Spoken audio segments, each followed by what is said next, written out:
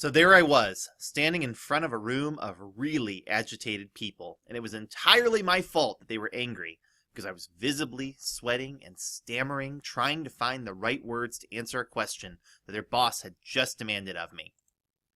The man in question was someone who absolutely terrified me, a lawyer by training who'd been put in charge of a marketing department for a large organization. He was the sort of person who loved to interrupt presentations and demand that the presenter get to the point. He didn't like nuance, and he wouldn't waste time listening to what he perceived to be excuses. He wanted answers, he wanted them fast, and if they didn't make sense to him, he would shred whoever was trying to give them to him. Now, I'd been warned about this man, and I thought I'd prepared myself well to stand in front of him. But as I looked around the room in my moment of terror, I could see that no one was jumping up to help me. In fact, many of the people in the room were looking at me just as expectantly, waiting to hear my answer to his question. Now, his question was, how do I know if I can trust what you're telling me is true? And it was clear to everyone in the room why he thought he couldn't. After all, I was presenting marketing research that featured a lot of qualitative data from a small sample size, and as far as this man was concerned, that meant it was junk. The problem was that I didn't have a ready answer for his question of how he could trust if this was true. And as my mind raced to my memory banks and searched through every piece of information I could think of to find some way to appease him, I stood there, eyes wide, hands shaking, face growing whiter and whiter by the minute. "So I guess you can't," he huffed at me and looked at the rest of the people in the room. "Do any of you believe what he's saying?" No hands went up, and he turned back towards me as if he expected me to pack up and move on. "Well," he said. And suddenly it hit me. I had an answer to his question, a really good one. An answer that would not only turn this presentation around, but give him the confidence we all needed to trust that the research was sound too. "Actually, that's a really good question," I began, "and here's my answer to it." Well, now might be a good time to introduce myself. My name is Sean Jordan, and I'm the research director at the Research and Planning Group in St. Louis, a full-service marketing research firm that's been around for over 3 decades and which conducts a lot of qualitative and quantitative research for clients all over the world. But in addition to that, I'm also a graduate of the SIUE MMR program, and I'm going to be your instructor for the next 8 weeks, teaching you all about qualitative research. Now, I should also mention a little bit else about my background. I'm a former professional comic book writer and editor, and that will come into play later in this lecture. You'll see why.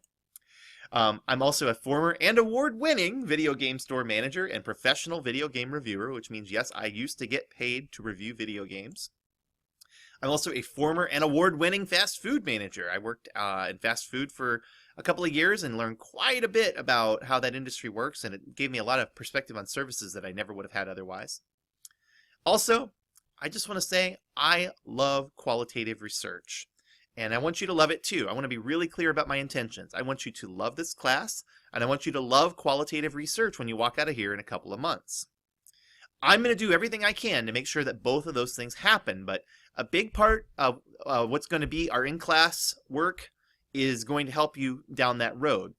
At the same time, I've put a lot of time and effort into these lecture videos to make sure that you can refer back to them later on in your career if you ever have a need to review this information that we're going to present here. And by the way, feel free to share these videos with your colleagues or with anyone else that you know that would like to learn more about qualitative research.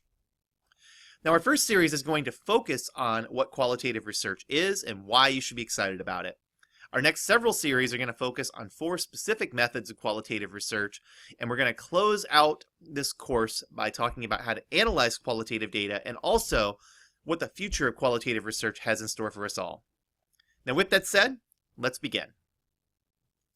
Now, before we get back to the story that I was just telling you about my presentation where things weren't going so well, I want to ask you a question, and it's really the same question that the lawyer in that presentation was asking me. How do we know we can trust marketing research? Or, stated a little bit differently, how do we know that marketing research is science and not pseudoscience? Now, I'm not just talking about qualitative research here, I'm talking about marketing research in general. And I want to tell you that this is a very important question for us to ask because marketing research is what we call an applied science. It uses methods that are derived from other fields and then applies them to a specific real-world context, often with quite a bit less rigor than those other fields require. So before we begin learning about qualitative research, I think it's important for us to take 2 steps back and think really critically about marketing research, because the reality is an awful lot of what's done in practice isn't science. And our field is a little too accepting of junky data and not nearly focused enough on the deeper principles of scientific inquiry. So let's start by talking about science, and real science, and how it works.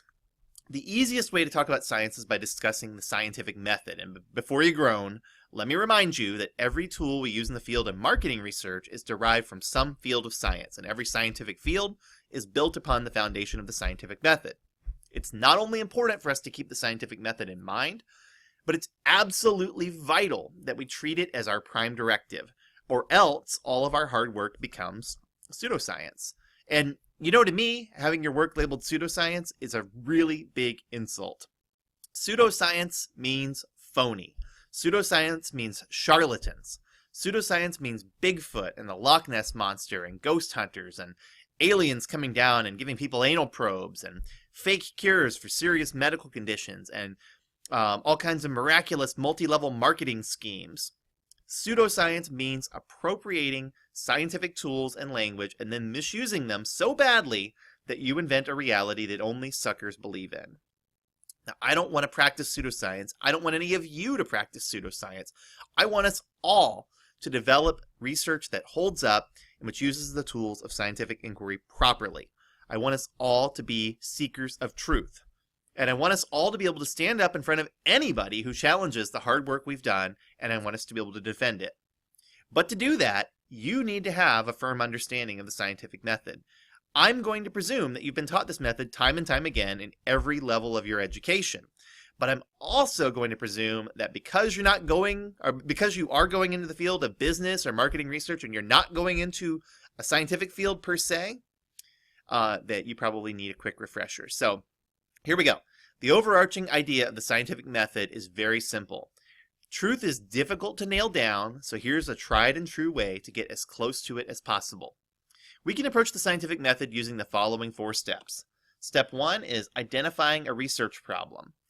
And that's where we express a question that needs to be answered, and we review available data. Now, in the social sciences, and the hard sciences too, we often call this second step a literature review, where we go and we look at the science that's already been done to see if our question's already been answered. And this is something that we don't do very rigorously in the field of marketing research. We probably should do more rigorously. We are not very academic, unfortunately. We have a lot of academics in our industry, but we are not academic as an industry. We often rush to primary research without looking to see if questions have been answered, and we often base any secondary research on studies that we've done for that client or for that industry.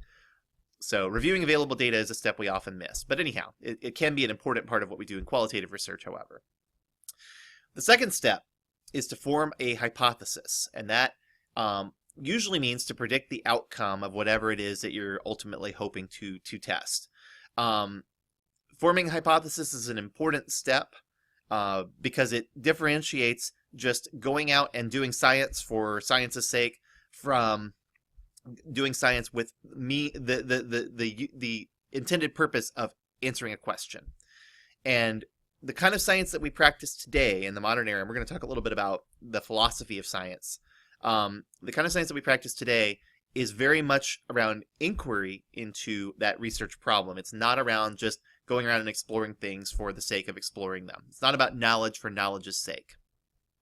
The third step is to gather data. Now, we tend to do this, broadly speaking, through 2 different flavors. One is experimental methods, and the other is through observational methods. We're going to talk more about observational methods in this course because we are not going to be conducting experiments. Experiments are a completely different beast, and they are something that you should definitely know about and be able to conduct, but they're not something that we typically do in qualitative research, although they can be done. Finally, once you've collected all your data, you're going to draw your conclusions. Now, the idea of the scientific method is that we're going to create a hypothesis that goes against what we already know. That's called our alternative hypothesis, and we're going to see if the data provide support for it or not. And if the data provide enough support for it that we feel we can confirm it, we can go back and we can retest. And we can make sure that it wasn't a fluke, that what we found was actually true. And if the data fail to support it, we can revise or reject our hypothesis and move on and conduct other work. So that is a quick refresher on the scientific method. With all that said, though, do you see a problem with this method? Because to me, what I see is that the scientific method is based on a fairly rigid framework that's not necessarily well suited to solving marketing problems or broader opinion research problems. So we need a slightly modified framework for our methods of scientific inquiry, and we're going to cover that in the next lecture. And what we're going to talk about in the next lecture is we're going to talk about positivism, which is what gave birth to the scientific method that we use today. And we're also going to talk a little bit about what came later, which is called post-positivism. And these have both had a powerful shaping influence on the scientific methods that have led to the development of quantitative and qualitative research, and very important for us to at least review.